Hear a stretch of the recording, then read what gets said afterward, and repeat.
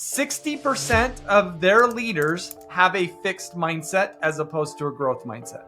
The level that the leader or the CEO operates at sets the ceiling for the success of that organization. Leadership isn't about doing certain things.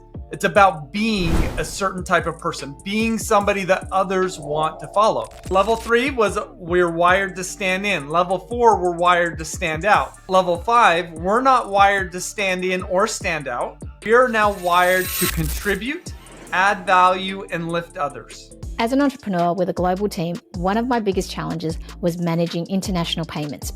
I was stuck with high fees, slow transfers, and endless complications. Whether it was paying my team in the Philippines or buying products from Japan, I tried multiple banks and services like PayPal, but nothing seemed to work. Then I found Wise. The savings have been huge, and transfers that used to take days now happen in hours. It's fast, simple, and has become a vital part of my business strategy. If you're not using Wise for international payments, you're missing out on a game changer. Click on the link in the description to get started with Wise today. Why do so many entrepreneurs climb the ladder of success only to realize it's leaning against the wrong wall? You keep adding certificates, taking more courses, working longer hours, but that breakthrough you're seeking never comes. The problem isn't that you need to do more, it's that you need to become more. I'm Linda Vo, and this is Inspired by Success. In today's episode, we're diving into a different kind of growth, the kind most entrepreneurs overlook. My guest, Ryan Gottfredson, is a PhD researcher, Wall Street Journal bestselling author, and a pioneer in vertical development. He helps high achievers shift their identity, evolve their mindset, and create success that feels fulfilling, not just impressive on paper. If you've ever wondered why all the hustle, effort, and strategies haven't created the breakthrough you want, this conversation will challenge the way you think about growth, leadership, and yourself. Let's welcome leadership and mindset expert, Ryan Gottfredson. Awesome. Thank you so much for having me on and creating this wonderful platform. I think many times, I just imagine that you probably don't get enough thanks or kudos for all the hard work that goes behind a podcast. So thanks for putting this all together. No, it's my pleasure. I love learning from people, and I feel inspired when I get to speak to amazing guests that have achieved so much. For me, that alone fulfills me. So, and I'm very curious. And one of the things that I was wondering is that most people would see a PhD, best-selling books, and a professor role as the pinnacle of success. So why did you decide to challenge that role, that whole system, and carve a new path in mindset and vertical development? Yeah, well, here's part of my journey is I did my PhD at Indiana University. And for my dissertation, I studied the last 70 years of leadership research. And this was extremely eye-opening. But one of the things that I observed is that really there's been one primary question that's been asked and answered over the last 70 years. And that question is, what do leaders need to do to be effective? And it's a good question, and it's led to some good answers. But it didn't sit very well with me because it feels a little bit short-sighted. Because to me, leadership isn't about doing certain things. It's about being a certain type of person, being somebody that others want to follow. And so once I graduated from Indiana University, I took the job where I'm currently at Cal State Fullerton. I started to dive into how do we tap into the being side of leadership. And all of my discoveries over the last now 11 years have led to me writing 3 books. And now I work with organizations all over the world to help them develop the being of leaders and not just the doings.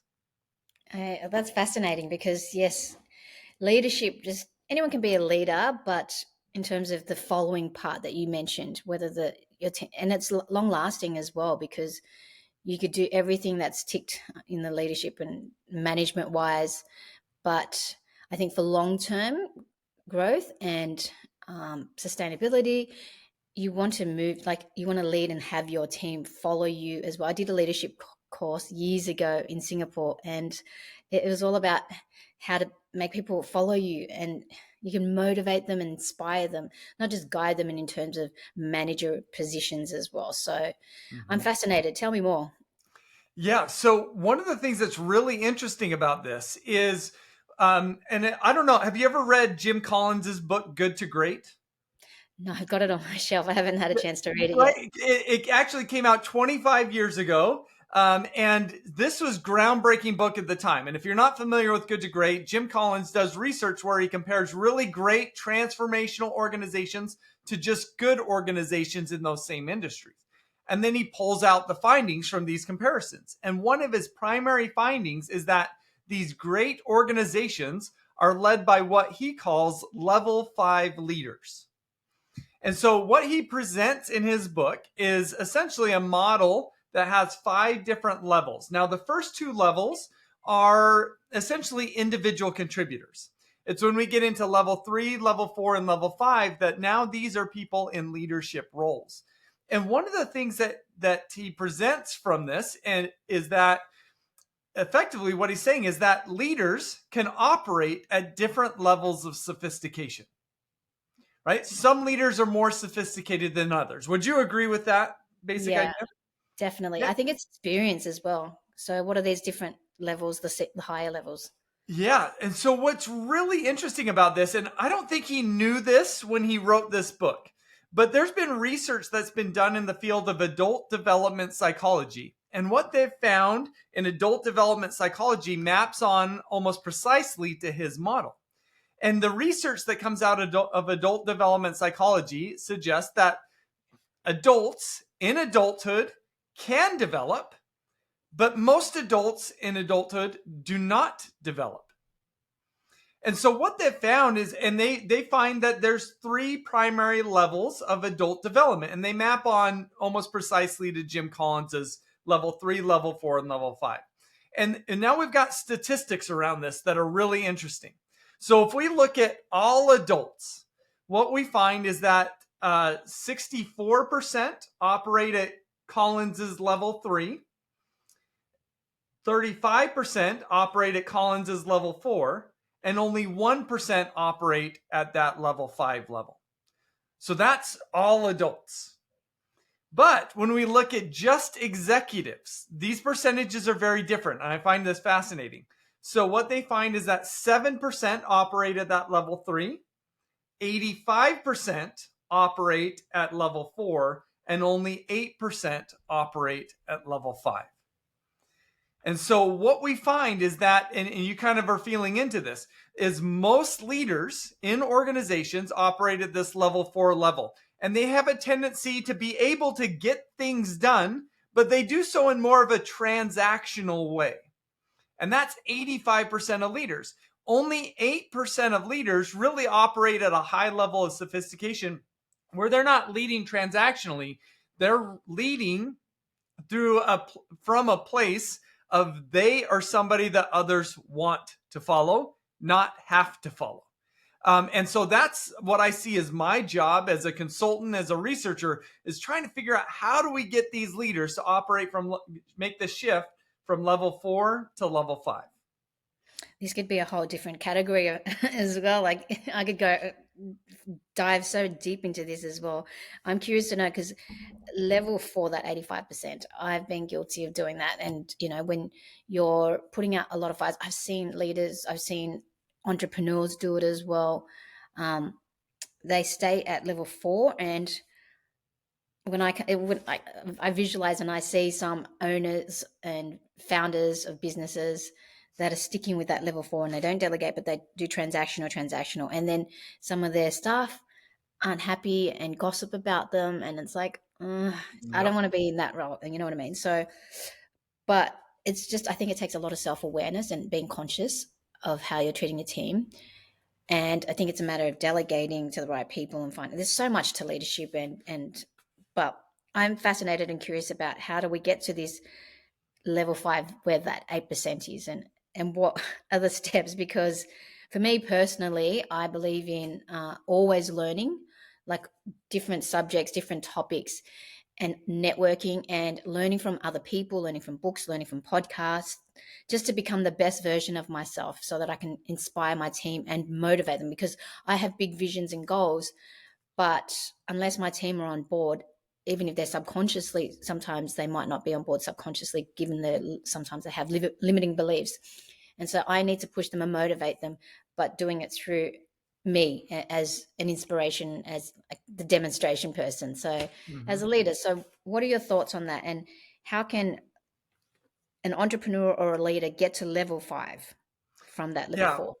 Well, if it's okay, before we jump into answering that question, because I definitely want to answer that question, if it's okay, let me kind of bring to life some of the key differences between these level 4 and level 5 leaders.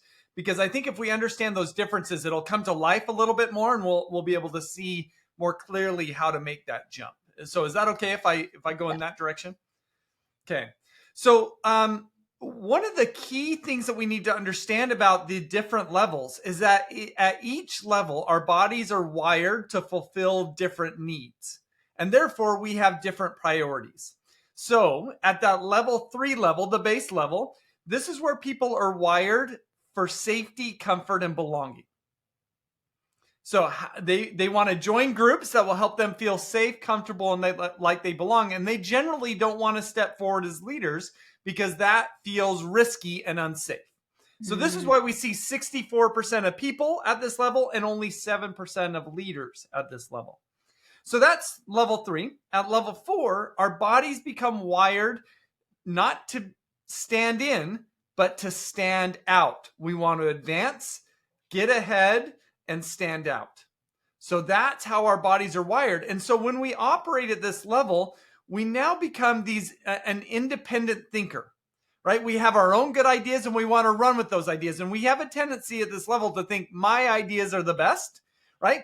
And they're surely better than most of the people who operate at level 3, at that lower level, right? So I've demonstrated success. I know how to do things. Now I'm going to take charge and I'm going to lead.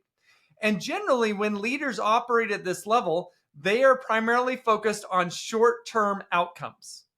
What are the results? What are the outcomes that we need to hit? So commonly when I work with executives and executive teams, I'll ask them this question to kind of feel at what level they operate at. And the question is, how do you measure success?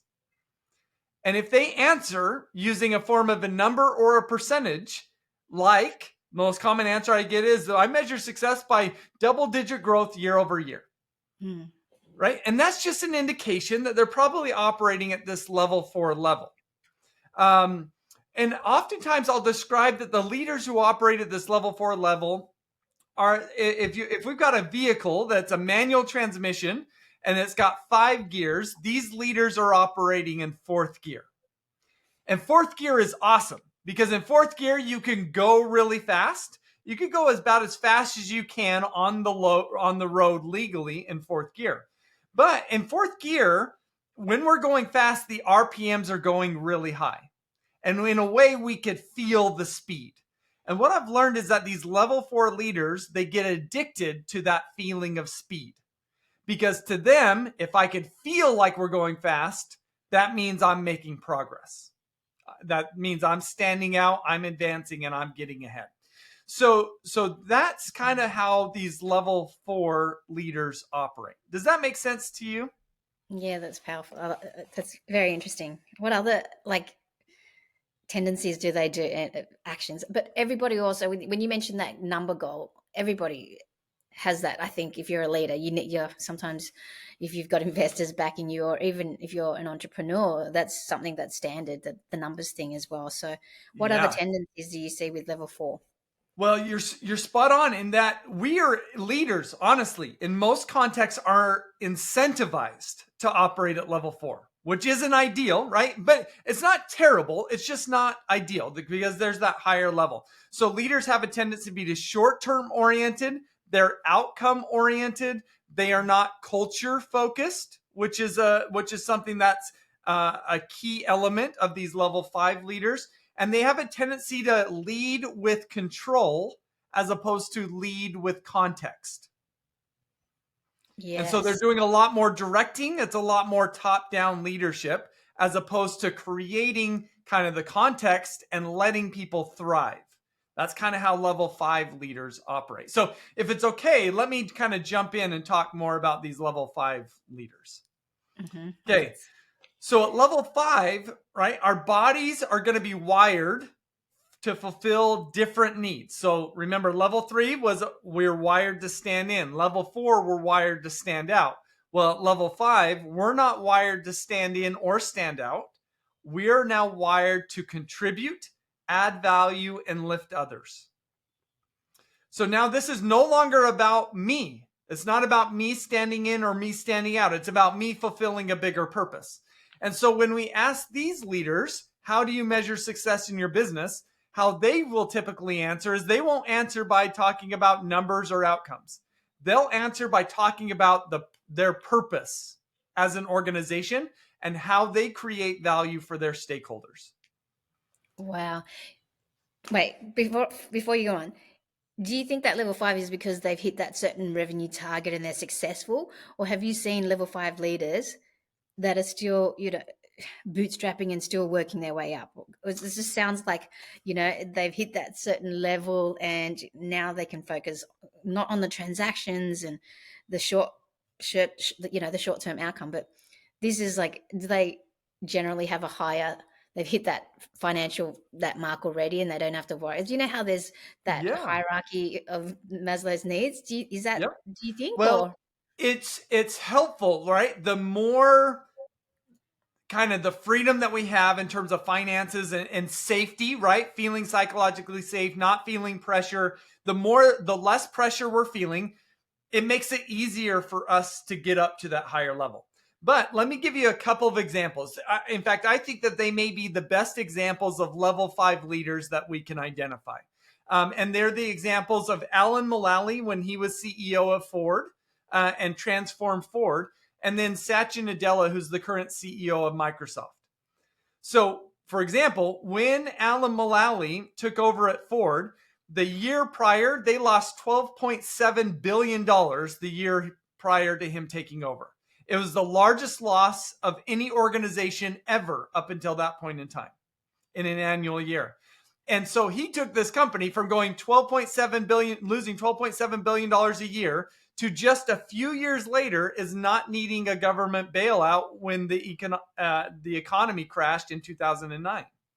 So here's somebody, and here's what I would say.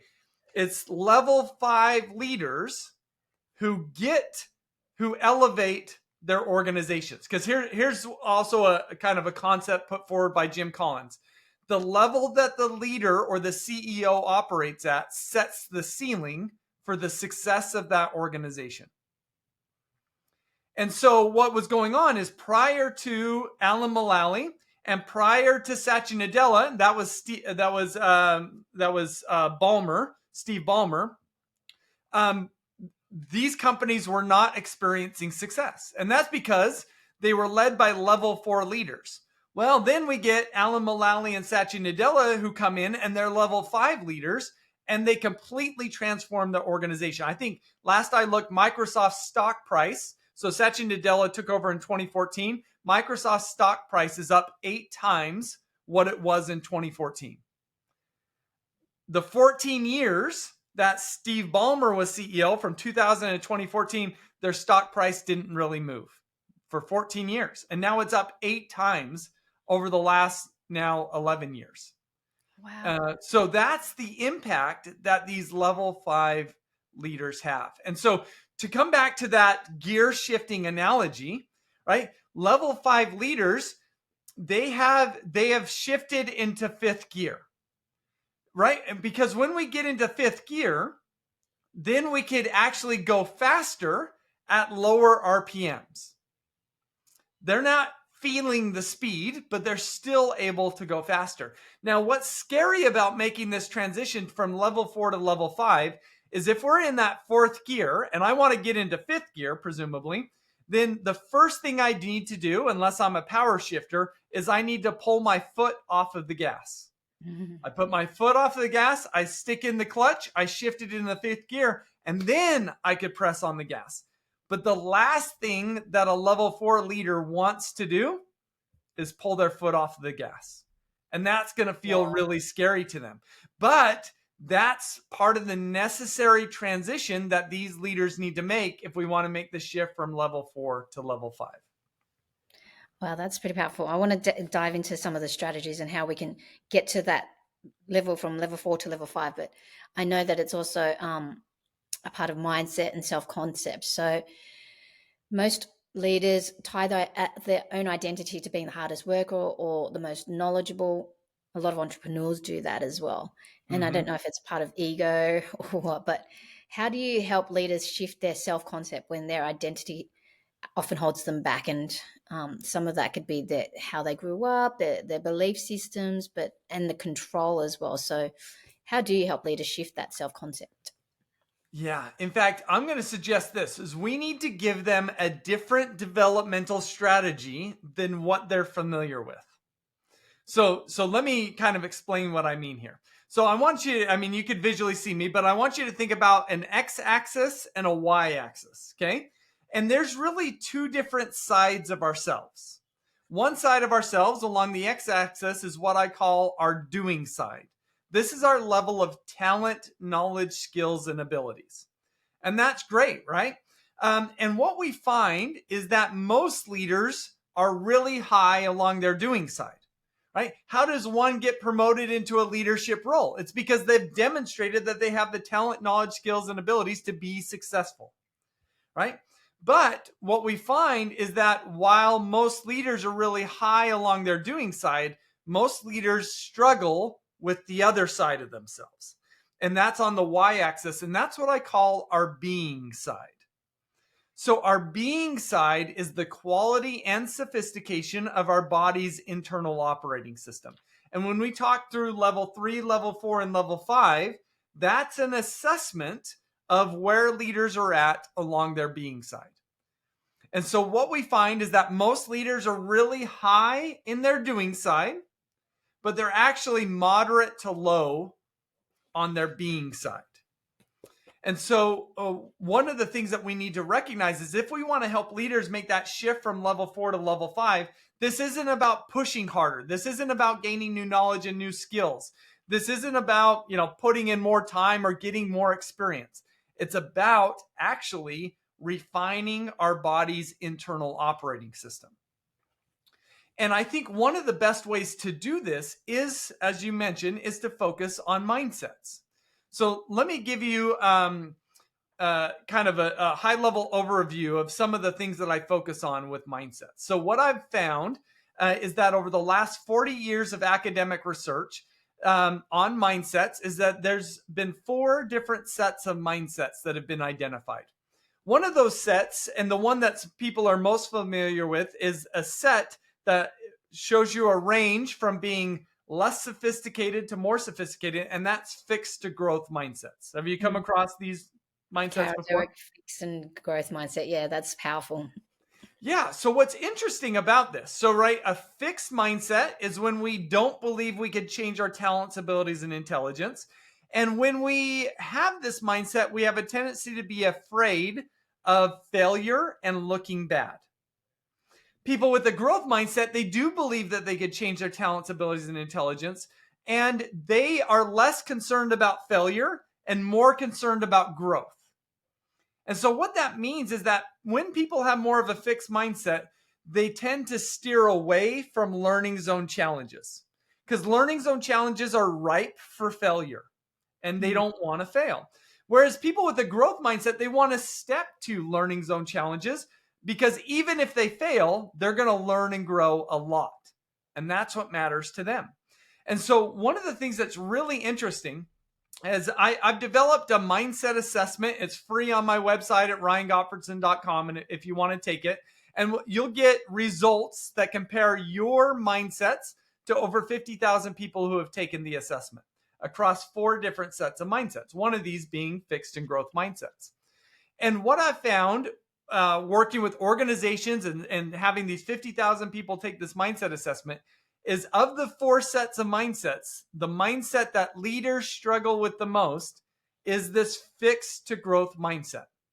So what I actually find is that if we take any organization, on average, 60% of their leaders have a fixed mindset as opposed to a growth mindset. And what that means is that these leaders have this fear of failure. So they hold on to what's worked in the past and they have a hard time embracing what might work better in the future. And so, in other words, these are kind of level 4 leaders who ultimately keep their organization stagnant or worse because they're unwilling to take on learning zone challenges. And it's these leaders like Alan Mulally and Satya Nadella who have more of a growth mindset that are willing to take their that are willing and able to take their organizations to a new destination because they're willing to let go of the past and embrace something that will work better in the future. Yeah, I do agree that the fixed and growth mindset is so powerful. That was a game changer book for me as well, because I used to be really fixed as well. And over the years, just reading and learning, it's just helped me grow.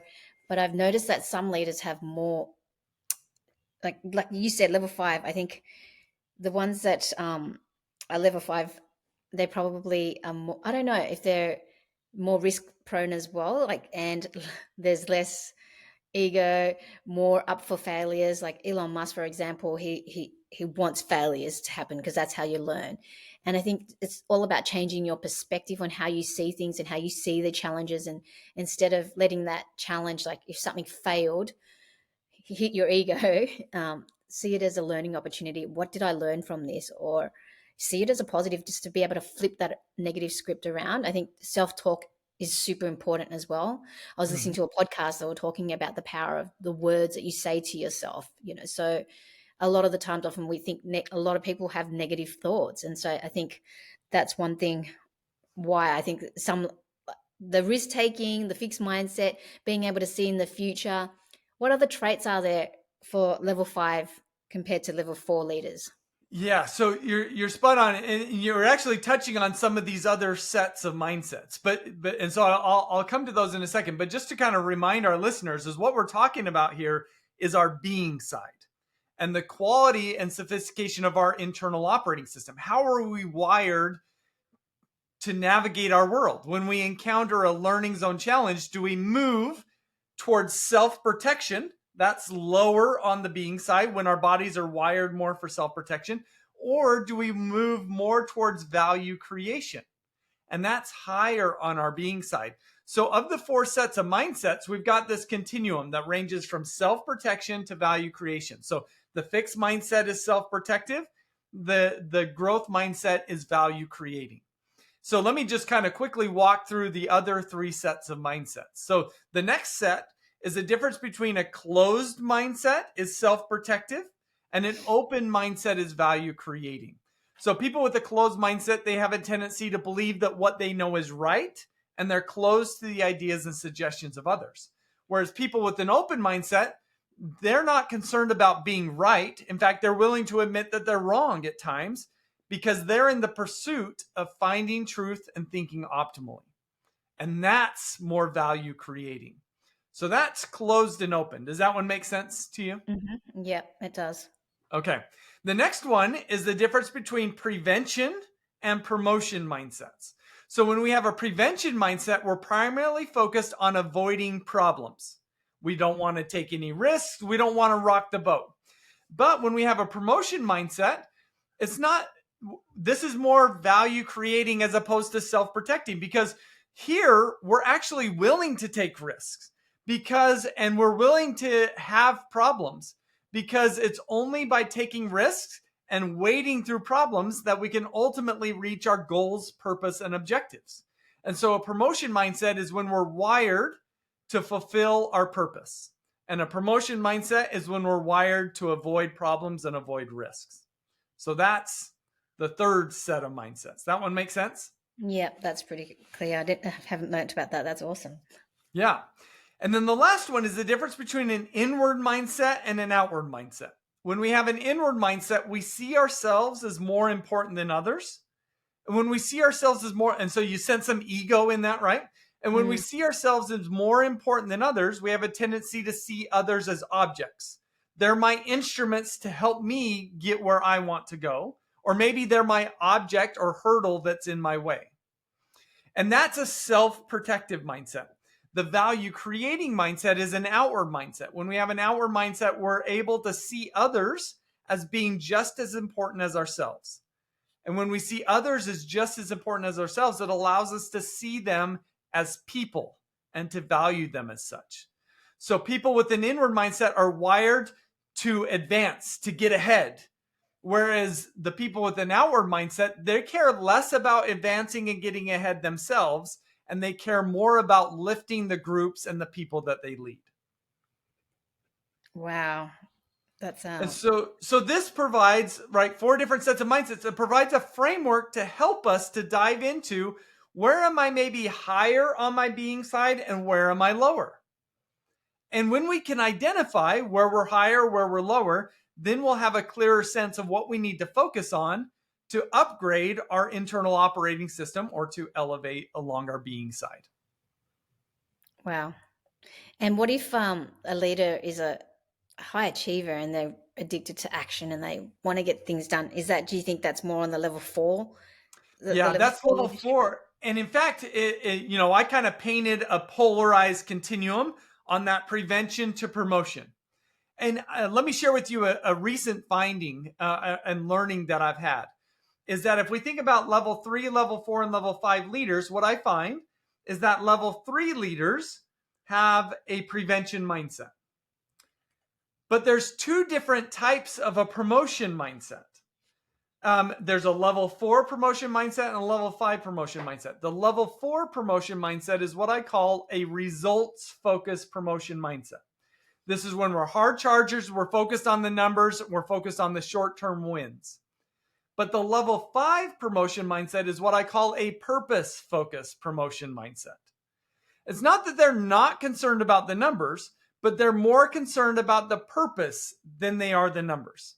Let me give you an example of this. I'm going to come back to Satya Nadella. I'm going to come back to Alan Mulally. So Alan Mulally, as I mentioned, the year before he took over, Ford lost $12.7 billion. So most CEOs, if they step into this role, their primary focus is going to be on cost cutting. Mm. And I'm not going to say that Alan Mulally didn't do cost cutting, because he did, but that wasn't his primary focus. In fact, one of the first things that he did once he got his executive team bought in is he then went out and got the largest loan in history. And that kind of sounds backwards. You're losing $12.7 billion a year and you're going to take out a loan? That sounds like a very bad business decision. Well, it's a bad business decision in the short term, but not in the long term.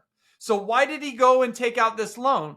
Again, he's okay to sacrifice the short term because what he did with that largest loan in history is he took that money and invested it in innovating the cars that Ford was developing. Because here's what he said.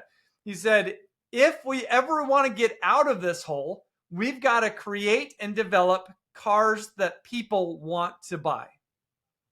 And so they took that loan, invested it in innovation, and now they started to produce cars that people wanted to buy. Once they did that, then they were able to get out of the hole that they were in.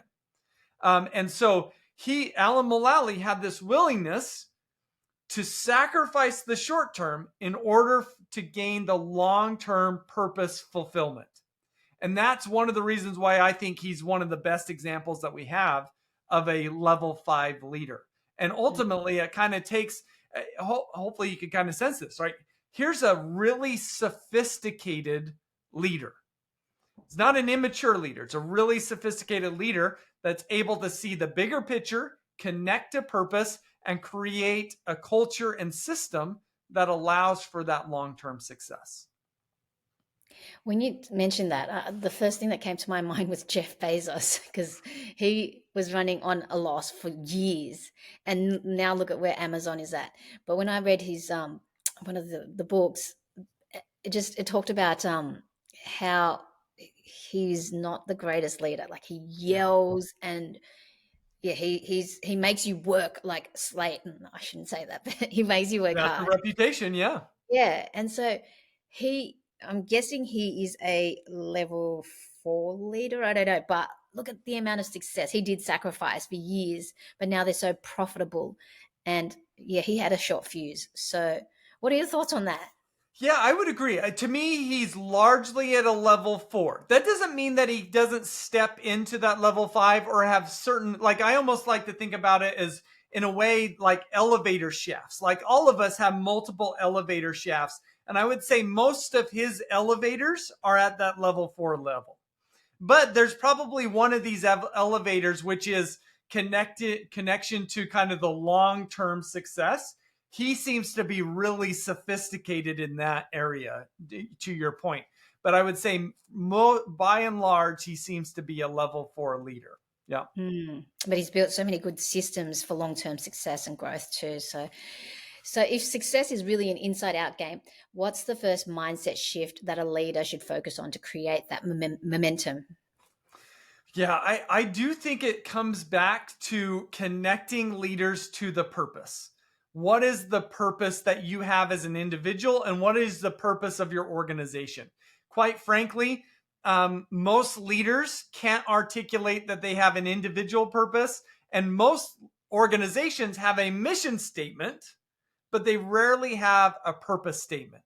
So what I find is we've got to have a purpose. We've got to have a why. And that why has got to be something that's bigger than ourselves and our own success. Because if we don't have that bigger why, inevitably we're going to be operating at the level 4 or the level 3 levels. In order for us to even have a chance of operating at that level 5 level, we've got to have a purpose that's bigger than ourselves. So oftentimes, that's where I start when I work with leadership and executive teams. And in fact, I would say, and I think Satya Nadella and Alan Mulally are both good examples. When they stepped into their organizations, it became their focus to establish a purpose statement. In fact, Satya Nadella, in his book Hit Refresh, he says, the C in CEO stands for curator of culture. That's my number one responsibility. And then he says that his priority over his first year as CEO was to listen. Well, why? Well, it's because that was an investment that he knew would set the foundation for the rest of his leadership. And the culmination of that year of listening was a brand new purpose statement for Microsoft. And that was where he effectively started his leadership, was through a focus on purpose. Do you think he started by listening to the internal team or both internal and to the customers as well? Because, if he had to clean up that mess, come in and clean it up, he would have had to do a lot of, you know how big Microsoft is, but it was both. I think in his book, he talks a lot about the internal, but then he also said during his I forget if it's every quarter or half year, is they bring together the top leaders in Microsoft kind of for an executive retreat. And he did something that Steve Ballmer had never done before, is he brought these leaders and then he had them split up into groups one day, and they all went to different Microsoft customers and visited their customers on location at their customer's location as a way to listen to their customers. And essentially his strategy was kind of, he had multiple layers to his strategy, but one of his strategy was, well, I guess to paint the picture, Steve Ballmer's strategy was, let's figure out what our customers will want and let's create it. And Steve Ballmer was very hit and miss with what Microsoft developed. Satya Nadella essentially just said, hey, let's go ask our customers what they want, and then let's go create it. And his hit rate is a much higher than what Steve Ballmer's was, because Steve Ballmer, they weren't connecting to customers. Now they are at Microsoft, and that's a part of their success for sure. Wow, that's pretty fascinating, getting the senior leadership team to talk to the customers. And they didn't want to. They all grumbled about it, or at least that's what Satya Nadella said in his book, Hit Refresh, is they were like, oh, we don't want to go see our customers, but it works. Do you think it's also a matter of like coming in, if just say you're a leader and you're coming into a new role or you're coming into a new business, what are the steps that I can take? And do you think it's hiring the best people? Because I know that the smart leaders always hire the best and smarter than them too. It sounds like they're letting go of their ego and putting themselves aside and just putting others first. But is that one of the strategies, is to make sure that they hire like really powerful teams, leaders as well, that can empower? Like for me, I when I'm hiring, I look for people that are they're empowered as well, and I give them the trust and the flexibility as well to be able to make decisions and come up with solutions as well. But it takes a lot of work because some people don't, and they're yes men. You know what I mean? So Yeah. to find that type of employee that you might want to help the business grow, you have to find somebody that is willing to take. Do you think a leader should be hiring future leaders? Is that one of the strategies? Well, I think so. Talent is of course important. I'm going to give you, but I wonder if sometimes we put too much weight on it. And I'm gonna come back to Alan Mulally in a second. But I do think it's helpful to think through this from the perspective of where are they at along their doing side and where are they at along their being side. And of course, we want somebody high on their doing and high on their being side. Now, I think there's always exceptions to the rule, and maybe this is an exception, but I find the Ford case study really interesting because the people who drove Ford into the ground were the same leaders that Alan Mulally worked with and transformed the organization with. And so in that case, I think he had really talented people. But what was going on before Alan Mulally is the culture didn't allow for them to work effectively together. And so what Alan Mulally focused on was laying, I'm going to call it a strong leadership foundation that allowed these leaders to get on the same page and focus on that singular purpose. So some key elements about this leadership foundation that he laid is one, they came up with a clear purpose, what they were focused on. They also came up with clarity around their mission. They came up with clarity on their values. They came up with their clarity on kind of their culture of their executive team. And it was very important for him to create an environment of psychological safety, which is something that didn't exist with the prior leadership. Because once you create that psychological safe environment and have that purpose that you could focus on, it now gives people the freedom to take their eyes off of themselves and put it onto the purpose of the organization. And that's what he was able to do. So again, I think he had really talented people. What he did by focusing on laying that leadership foundation was to help them to be less focused on themselves and more focused on the organization. And so the reality is that we could have all the most talented people in the world, and if they're only focused on themselves, I'm not sure we're going to be successful. So we need this combination of what I'm going to say, both the doing side and the being side. Wow, that's very interesting.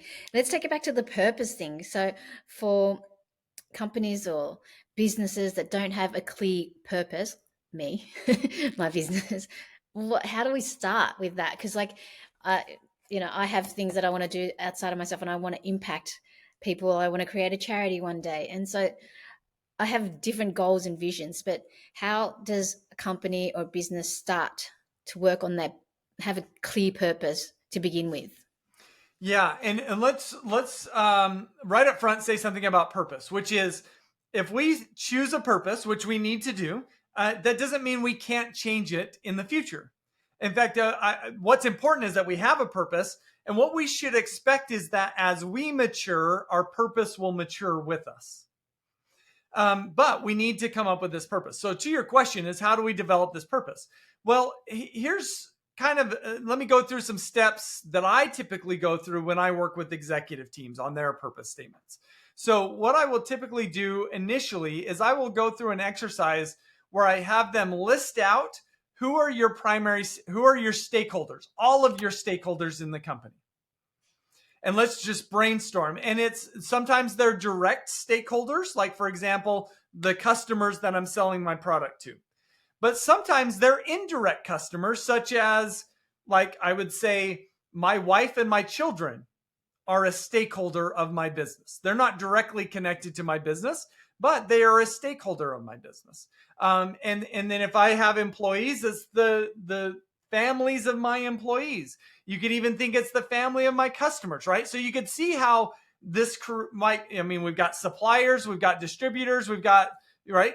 You could create a huge web of all of our stakeholders. So I think it's really important to do that just to kind of remind ourselves of how much we impact the lives of others. So that's step number one. What's our web of stakeholders? Step number two is, who are our primary stakeholders? Can we get this down from somewhere between 1 and 5 primary stakeholders? And then when we do have those primary stakeholders, we need to talk through, how do we create value for each of those different stakeholders? And once we get there, that's when I will, I will generally bring in Chat GPT to now help me. Okay, here's my primary stakeholders. Here's how we create value for them.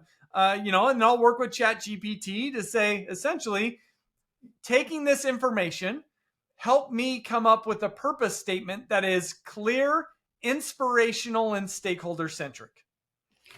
And it generally sets me into a place, right? There's generally some wordsmithing that goes on, but it generally gets us to a place where we've got a clear, inspirational, and stakeholder-centric purpose statement.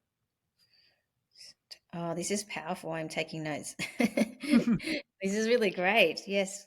I hope you guys, if you're listening and you're finding this valuable, please do me a favor. If you're watching on YouTube, hit that like, hit that subscribe button so I can get more fantastic guests. And if you're listening on the podcast, hit that follow button as well, because I'm finding this incredibly useful as well. So I'm going to take action and do these steps as well. I know that we got running out a bit of time, so I want to ask some quick fire questions. Who are your biggest inspirations or books that have radically changed the way you think? Yeah, I'll rattle off a bunch of books. We talked about Alan Mulally and Satya Nadella. So the books that really feature them well is Hit Refresh. That one's about Satya Nadella. American Icon is written by Bryce Hoffman, and that's about Alan Mulally. If you want to study some other really great level 5 leaders, I'm going to recommend No Rules Rules, which is about the leadership at Netflix. Right of a Lifetime, which is the leadership at Disney. Creativity Inc., which is the leadership at Pixar Animation and then Disney Animation. So I think those are probably the best case studies that I've come across of these level 5 leaders. I think if you want to dive into kind of mindset topics, I think any of my books, and maybe we'll reference some of those again in a minute. Yes, but you mentioned Carol Dweck's book, Mindsets, is really good. I'll also throw out there Leadership and Self-Deception by the Arbinger Institute is really good. And so those are some good mindset books there. Tell us a bit about what to expect from your books, especially your upcoming book. Yeah, so I've got my new book just came out. It's called Becoming Better, The Groundbreaking Science of Personal Transformation. And it's all about understanding this idea of the doing side and the being side. And then I prioritize helping us understand the being side, because that's the side that I think most of us aren't really familiar with. And so the book goes through explaining what our being side is, helping us to evaluate our altitude along our being side, and then how do we go about elevating along the being side. So if you found the ideas that we've been talking about in this podcast to be interesting and you want to dive deeper, I think that's the source to go to. My other two books, Success Mindsets and The Elevated Leader, are also very much related. Great. We'll leave links in the description as well for those who want to read these books. Is there anything that I may have missed, or you want to share any last key advice, anything that you want to share with us before we go? Yeah, good question. I just hope through the course of this conversation, what we've done is we've opened up a novel developmental strategy for you, which is, again, not that the doing side isn't important, but the new novel strategy is to focus on our being side. And here's what I've learned is that when we grow on our doing side, that's generally incrementally helpful. But it's usually not much more than that. If we want transformational change, that really only comes about by focusing on our being side. So I hope that what this kind of conversation is for you as a listener is, I hope this is a trajectory altering experience, that it opens up a door that you could step in that alters the trajectory of your leadership, your life, your success. Thank you. Ryan, where can people find you and connect with you? Yeah, would love to connect with anybody. Go to my website, ryangottfredson.com. In fact, we mentioned earlier, I've got a couple of free assessments to kind of assess your being side altitude on my website. And if you go to my website, take one of those assessments and then shoot me an email or kind of connect with me on whatever social media that you happen to be on, then I would gladly jump on a phone call to talk through your assessment results. And so if that's something you want to take me up on, I'd love to connect with you. So appreciate you listening in, and hopefully that's just a way to kind of give back.